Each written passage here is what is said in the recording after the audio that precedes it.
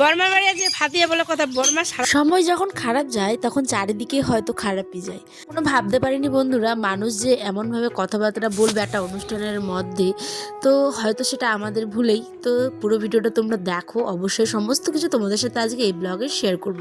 সুপ্রভাত বন্ধুরা, আমি উত্তর দিনাজপুর থেকে পায়েল নিয়ে হাজির হয়েছি নতুন একটি সুন্দর ব্লগ। ছোট্ট থেকে কত কিছু মনে একটা ইচ্ছে ছিল যে এরম করব, আমি বড় হয়ে এরম হব সেরম হব।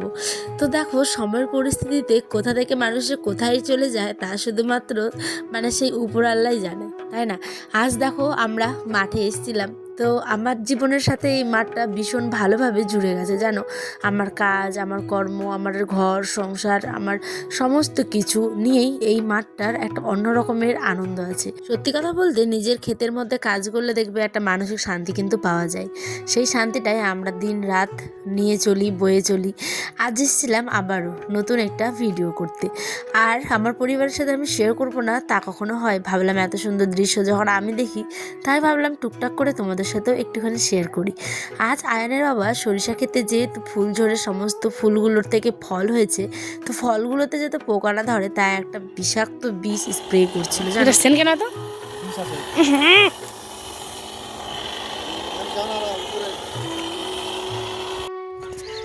হ্যাঁ, আব্বা তো যাবে, ওই তো আব্বা স্প্রে করছে। তুমি আসো, এখানে আসো, আসো। ওয়াও, কি সুন্দর দেখেছো?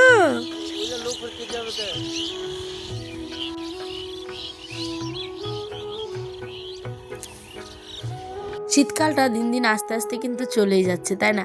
আর আসছে হচ্ছে গরম। এই ভারী গরমটা এখনই যা অবস্থা হয়েছে, সারা বছর যে কিভাবে কাটাবো সে শুধুমাত্র আমরাই জানি যারা টিনের ঘরে থাকি। সেই টিন ফাটা রোদ যাকে বলে আর কি। তো এখানে আয়নের আব্বা স্প্রে করছে, করুক। এবার আমার আয়ন সোনা একদম ক্লান্ত হয়ে পড়েছে। ওরা এখন দুপুর বাজে 12টা, ওরা কাজ করবে, খাওয়া দাওয়া হয়ে গেছে। এবার আমরা যাব ঘরে।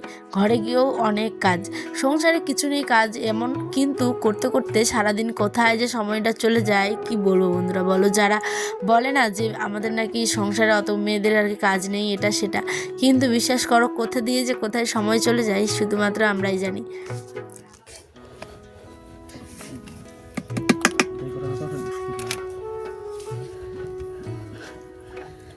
যে দাদাভাইকে নেওয়া হয়েছিল সে আর কি জল আনছিল হচ্ছে কাঁধে করে একটা পুকুর থেকে, আর এখানটায় দেখো অনেক রকমের বিষ দিয়ে তারপরে জলটাকে মিক্স করে যাতে পোকাটা না ধরে এরমভাবেই করছিল। আমি অত আবার এই সমস্ত কিছু বুঝি না, সার কী কী দিতে হয় এটা সেটা, কিন্তু আমি যেটুকু বুঝি সেটুকুই তোমাদের সাথে শেয়ার করি। আমার এই ছোটো ছোটো ব্লগগুলো তোমাদের কেমন লাগে আমাকে জানিও, আর তোমাদের ভালোবাসা পেলে তো আমি অনেক অনেক অনেক সুন্দর সুন্দর আরও ব্লগ তৈরি করে তোমাদের উপহার দেবো। এখানে দাদাভাইয়ের কাজ হয়ে গেছে আবারও। এই যে ছোট্টখাট্ট একটা পুকুর পাড়, এইখানে না বালতিতে হাতে করে নিয়ে যেতে খুব সমস্যা হয়, তাই ঘাড়ে করে একটা বাস ঝুলে নিয়েছে দাদাভাই। আর ওইটা হচ্ছে আমাদের মেন রোড। ইচ্ছা আছে এরকম একটা মেন রোডের পাশে একদম ভালো করে একটা বাড়ি তৈরি করে পুকুর করব।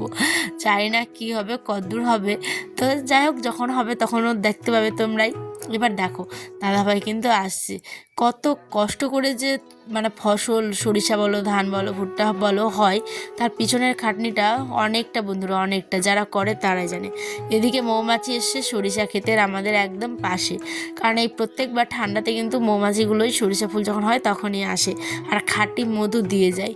তা আমি তো পুরো দেখে অবাক, সরিষা ফুলে এত গাছগুলোতে হয়েছে বন্ধুরা মৌমাছি, বাপরে বাপ, যদি কাটে তাহলে অবস্থা খারাপ করে দেবে। তো এসেছে দেখে ভালোও লাগলো, একটু খাঁটি মধু পাওয়া যাবে। এবার বাড়ি আসলাম বন্ধুরা।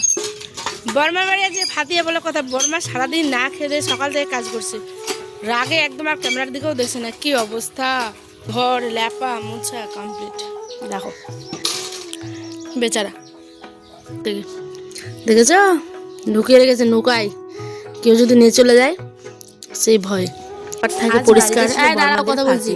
তো যারা বর্মাদের আপন পৃথিবী থেকে মা বাবা চলে গেছেন তাদের উদ্দেশ্যেই একটা ছোট্ট ফাতিয়া তোমার বাড়িতে অনুষ্ঠান। তো অনুষ্ঠানের মধ্যে আমি ভিডিও করতে পারিনি কারণ অনেক প্রবলেম ছিল, আর সাথে হচ্ছে গিয়ে আমার একটু পার্সোনাল কারণে আমি ভিডিও করতে পারিনি। তো আমি সমস্ত কিছু একটুখানি খেলে তোমাদের সাথে শেয়ার করেছি সকালবেলাটা। তো এই যে দেখো আমি এক ডেকজি সবজি কেটে দিয়ে আসলাম বর্মাদের বাড়িতে।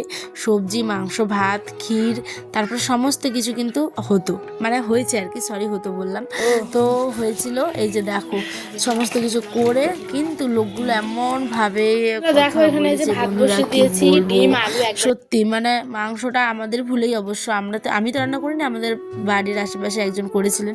তো হয়তো কোনো কারণবশত জালটা অতিরিক্ত পরিমাণে হয়ে গেছে, তো মাংসটা পুরো পুড়া লেগে গেছিলো, ঠিক আছে, তার মধ্যে ক্ষীরটাও পুড়া লেগে গেছিলো। তো সেই কারণেই আর কি মানে তারা খেতে পারেনি, সেই কারণেই মানে কি বলবো, মুখের পর না খেয়ে সবাই চলে গেছে এক কথায়, ঠিক আছে। তো এরম হবে কে জানতো, ভুলে গেছে। তো বড় আব্বা বলেছে আরেকবার যা নাকি ফাতিয়া হয়েছে। করবে। তো যাই হোক, কোথা এখন যাচ্ছে আয়নের এখন? আব্বা যাচ্ছে দেখো খেতে। কার বাড়ি? হ্যাঁ, এই বর্মাদের বাড়ি যাচ্ছে বন্ধুরা। আয়নকে নিয়ে পাশে বসবি আর ওকে তো খাওয়া। আমিও যাচ্ছি, আমাদের গল্প হবে আবারও নতুন একটি ভিডিওতে। তোমরা সকলে ভালো থেকো, সুস্থ থেকো, সাবধানে থেকো, টাটা। আবার দেখাবে অন্য